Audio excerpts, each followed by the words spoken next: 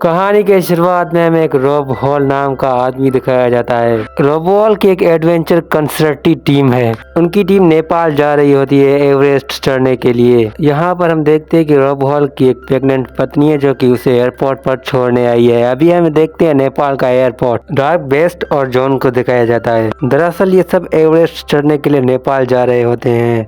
अब हमें दिखाया जाता है कि जॉन उन सभी को बता रहा है उनकी सेफ्टी के बारे में कि कैसे चलना चाहिए। उसके बाद हम देखते हैं कि वो निकल गए एवरेस्ट के लिए। नामचे बाजार नाम के गांव में पहुंचते हैं। इसके बाद बाकी का वो सफर पैदल तय करते हैं। फिर हमें दिखाया जाता है कि जिसके बाद वो एवरेस्ट बेस कैंप पर पहुंच जाते हैं। उधर पहुंचने के बाद वो अपने टीम से मीटिंग करता है और कल चढ़ाई के बाद वो उन्हें बताता है कि यहाँ पर कैसे चढ़ना चाहिए।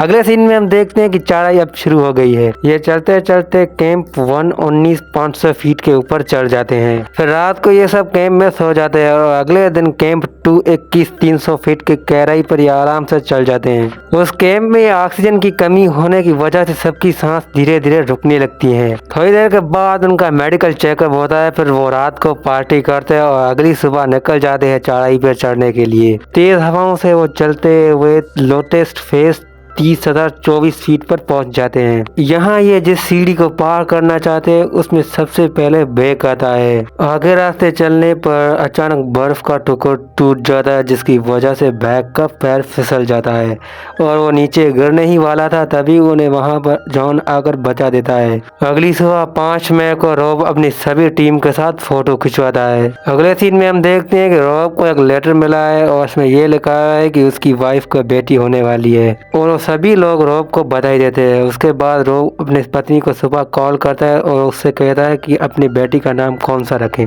अगली सुबह फिर से चढ़ाई शुरू हो जाती है। तभी एक बड़ा बर्फ का टुकड़ा जो फिसल जाता है नीचे की तरफ फिर एक आदमी को जाकर लगता है जिसकी वजह से वो आदमी नीचे गिरने लगता है। फिर कैसे भी करके उसको रॉब बचा लेता है। अब ये कैंप 3 यानी कि 24,000 फीट तक पहुंच गए हैं। फिर ये आदमी बैठता है उधर और उनका जॉन इलाज करता है। अगली सुबह हम देखते हैं ट्रक अपना इलाज कर रहा होता है और उसे रॉबिन कहता है कि 3 इंजेक्शन तुम और भी लगाओ। तभी रॉबिन हेल को बता दिए कि वहाँ पर 11 मई को बहुत ही मौसम खराब होने वाला है। उससे पहले तुम अपना टीम को लेकर नीचे आ जाना। जिसके बाद रॉब मैक को बताता है मौसम के बारे में। फिर मैक देखता है और कहता है कि मौसम सही है, अभी हमें चढ़ना चाहिए। तेज हवाओं की वजह से उन्हें चढ़ने में काफी ज्यादा तकलीफ हो रही थी। उसके बाद वो कैंप 4 यानी कि 26,000 फीट तक पहुँच गए थे। तभी कैंप 4 पर अचानक बहुत बड़ा तूफान आ जाता है जिसकी वजह से उन्हें उधर ही रुकना पड़ा और ये इधर ही रुक जाते हैं ताकि मौसम सही हो।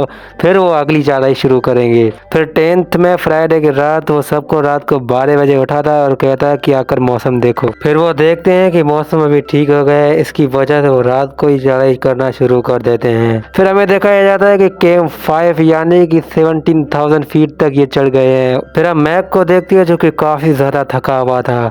उससे रस्सी भी नहीं सही से बांध पाई थी। तभी रॉब आता है और उससे मैक कहता है कि कई साल पहले मेरे आंखों का ऑपरेशन हुआ था, इसकी वजह से अभी मेरी आंखें सही नहीं हुई थी। फिर रॉब उसे कहता है कि तुम कुछ देर यहीं पर आराम करो।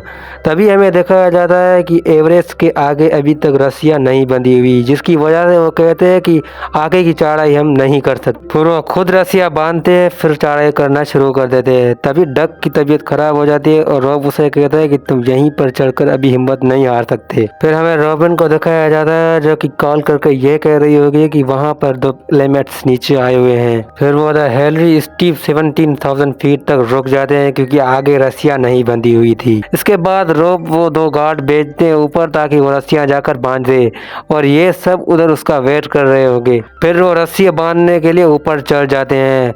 फिर ये एक लगकर 45 मिनट पर एवरेस्ट कर चोटी पर पहुंच जाते हैं और ये सब उधर जाकर काफ़ी ज़्यादा खुशियां मनाते हैं। फिर उधर वो जाकर कुछ पिक्स खींचते हैं। उसके बाद वो अपना झंडा उधर लगाते हैं और रॉब हेलन को कॉल करके बताता है कि हम एवरेस्ट की चोटी पर पहुंच गए हैं।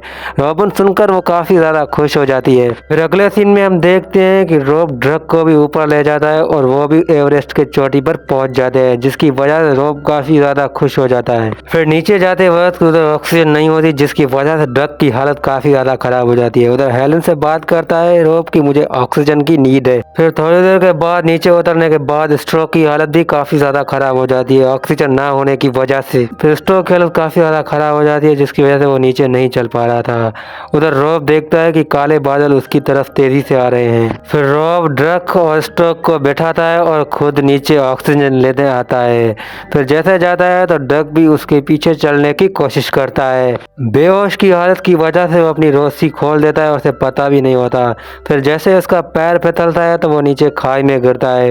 रॉब ये देखकर अब आगे जाना नहीं चाहता। दूसरी तरफ तेज तूफान होने की वजह से कुछ भी नहीं नजर आता, जिसकी वजह से स्ट्रोक का पैर फिसलता है और वो 3-4 बंदूकों नीचे गिर जाता है, जिसकी वजह से वो भी वहीं बेहोश हो जाते हैं। फिर अगले सीन में हम देखते हैं कि ऊपर एक गार्ड आया होता है जो कि रॉब को ऑक्सीजन देता है और रॉब वो स्ट्रोक को ऑक्सीजन देता है, जिसकी वजह से वो दोनों फिर चलकर नीचे आ जाते हैं। फिर कुछ देर के बाद दूसरे साथी का भी पैर फिसल जाता है और रॉब का दूसरी का साथी भी मर जाता है। फिर 11 मई को वो कॉल करता है जॉन और उनको कहता है कि तूफान खत्म होगा, फिर हम तुम्हें एक टीम भेजेगी जो कि तुम्हारी मदद करेगी। फिर अगले सीन में हम देखते हैं कि रॉब बर्फ के नीचे पड़ा था रात की तूफान की वजह से। फिर रॉब से हेलन पूछती है कि डक कहाँ है और रॉब उसे कहता था कि ड्रक मर गए। फिर वो गार्ड कहता है कि हम कैसे भी करके तुम्हारे तरफ एक रेस्क्यू टीम भेजेंगे, जिसकी वजह से तुम्हें वो ऑक्सीजन ट्रिप देगा और तुम सब चलने के काबिल हो जाओगे। तब तक तुम नीचे चलने की कोशिश करो। फिर वो आदमी उन्हें उससे पत्नी से बात करवाता है। अगले सीन में हम देखते हैं कि रॉबिन रोने लगती है और उसे कहता है कि नीचे बर्फबारी की वजह से जॉन उधर ही मर गया और रॉब उसे कहता है कि काश मैं बच पाऊँ या ना पाऊँ, मेरी बेटी को मैं नहीं देख पाऊंगा। फिर हम ये जान पाते हैं कि रॉब की मौत हो गई है। फिर अगली तरफ हमें जॉन दिखाया जाता है कि काफ़ी ज़्यादा बर्फबारी में पड़ा हुआ है। उसकी बॉडी बर्फ में जम गई है, जिसकी वजह से वो कैसे भी करके वहां से उठने की कोशिश करता है। यहीं पर इस मूवी का एंड हो जाता है। दोस्तों, मैं उम्मीद करता हूँ कि ये मूवी आपको पसंद आई होगी। अगर पसंद आई होगी तो मेरे चैनल को सब्सक्राइब और वीडियो को लाइक कर देना।